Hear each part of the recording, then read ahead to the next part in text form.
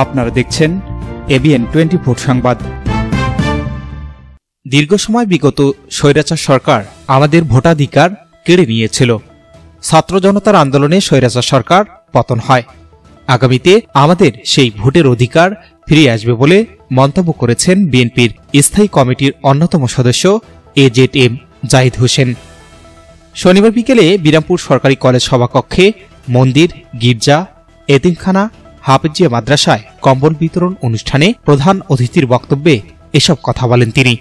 বাংলাদেশ বিনির্মাণের জন্য দরকার একটি অবাধ এবং সুষ্ঠু জাতীয় অংশগ্রহণমূলক নির্বাচন, যেখানে আপনারা 14তে ভোট দিতে পারেন নাই, 18তে ভোট দিতে পারেন নাই, 24-এ আপনাদের ভোট লাগে নাই।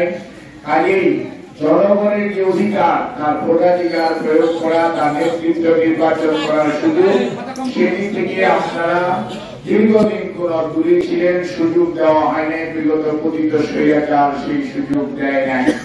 আমি সেখান থেকে বয়ে হয়ে এসে আপনাদেরকে আপনাদের অধিকার প্রয়োগ করার যে সুযোগ আমাদের দলের নেতা জনাব তারেক রহমানের নেতৃত্বে ছাত্র জনতার গণ অভ্যুত্থানের পরবর্তীতে আজকে বাংলাদেশের সৃষ্টি হয়েছে, সেই লক্ষ্যে বিএনপি এখনো রাজপথে আছে, অতীতে ছিল এবং আগামী দিনেও আপনাদের অধিকার আদায় না হওয়া। এ সময় উপজেলা বিএনপি সভাপতি মিয়া শফিকুল আলম মামুন, সাধারণ সম্পাদক মঞ্জুর ইলাহি চৌধুরী রুবেল, পৌর বিএনপি সভাপতি হুমায়ুন কবির, সাধারণ সম্পাদক রেজাউল করিম রেজু, উপজেলা যুবদলের সদস্য সচিব অ্যাডভোকেট মিয়া শিরোন আলম সহ আরও অনেকে উপস্থিত ছিলেন। এর আগে প্রধান অতিথি দিনব্যাপী নবাবগঞ্জ, ঘোড়াঘাট, হাকিমপুর হিলি উপজেলাতেও কম্বল বিতরণ করেন।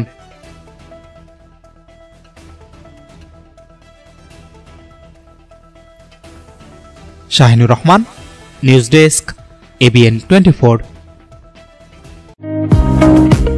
আলম সার প্যালেস, এখানে TV, fridge, rod, cement, shallow machine ও পাওয়ার টিলার সহজ কিস্তিতে বিক্রি করা হয়।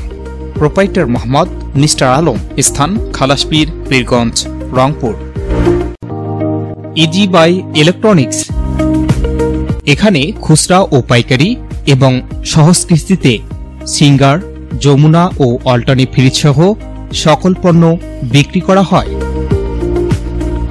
প্রোপাইটার মোহাম্মদ আব্দুর রাজ্জাক মণ্ডল, স্থান উপজেলা পরিষদ সংলগ্ন, জামতলা রোড, পীরগঞ্জ, রংপুর।